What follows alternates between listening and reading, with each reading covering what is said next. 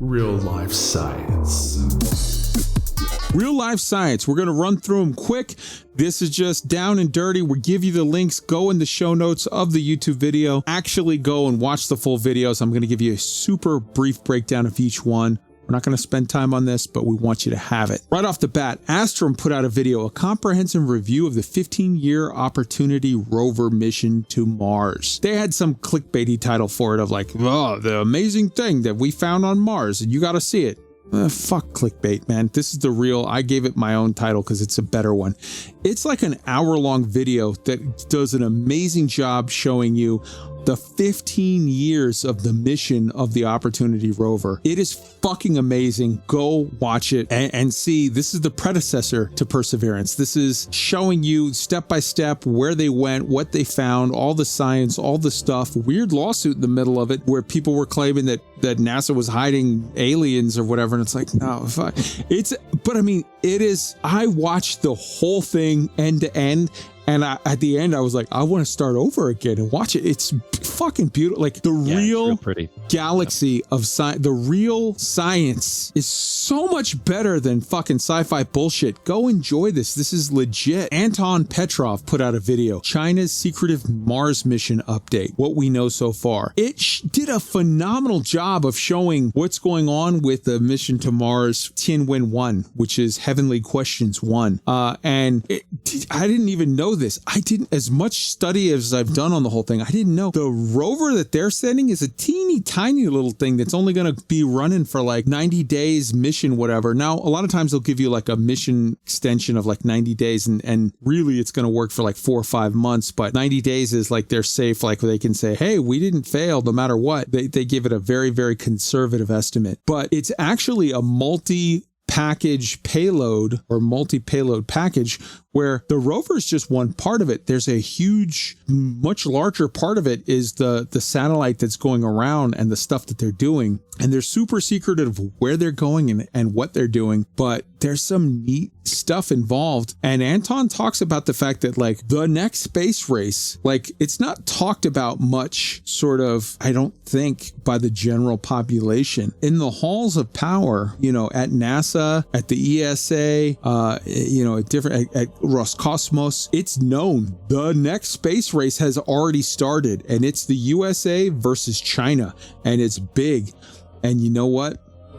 As much as I'm not for jingoistic fucking nationalistic bullshit, if it's going to, if a space race is going to get us going the way that it did, it got us off of our ass with regard to the moon when there was a space race between us and Russia, I'm for it. Like, yes, let's do it. Let's whatever. If it gets Congress and whatever to actually put money into funding, fuck yes, let's do it. Let's have a space race. And hopefully there'll be enough collaborations. Hopefully the ESA collaborates with us and the Roscosmos, the Russians collaborate with the Chinese, and it just pushes stuff enough. If that's what you have to do to get the old men in power to hand over money to do science, fuck it. I give up. Let's do it.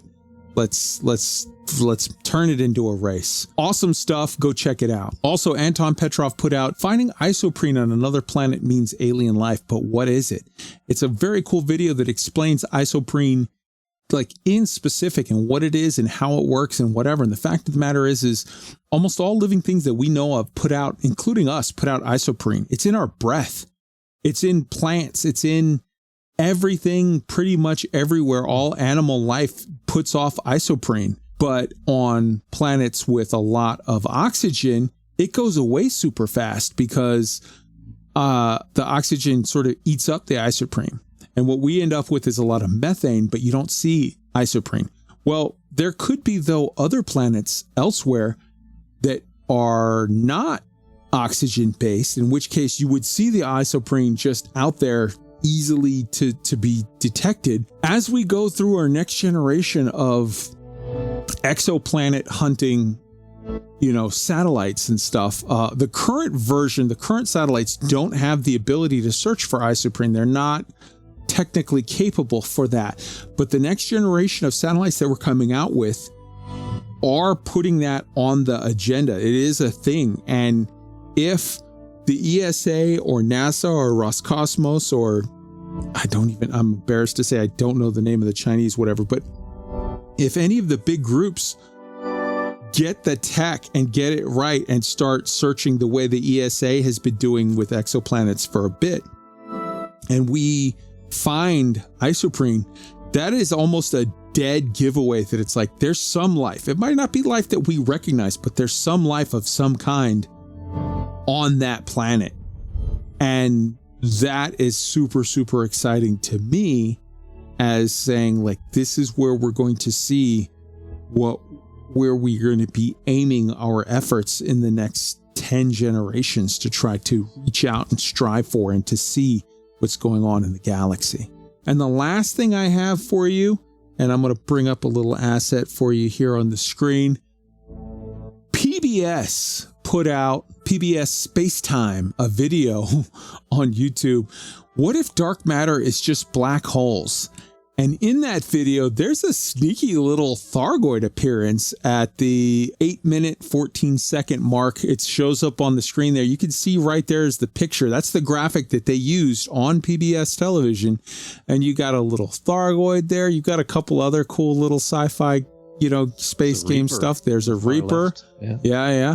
But I just thought, holy shit, PBS put out a thing on TV that had a Thargoid out there.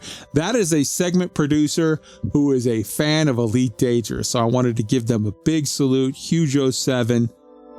Much love. That's some cool shit.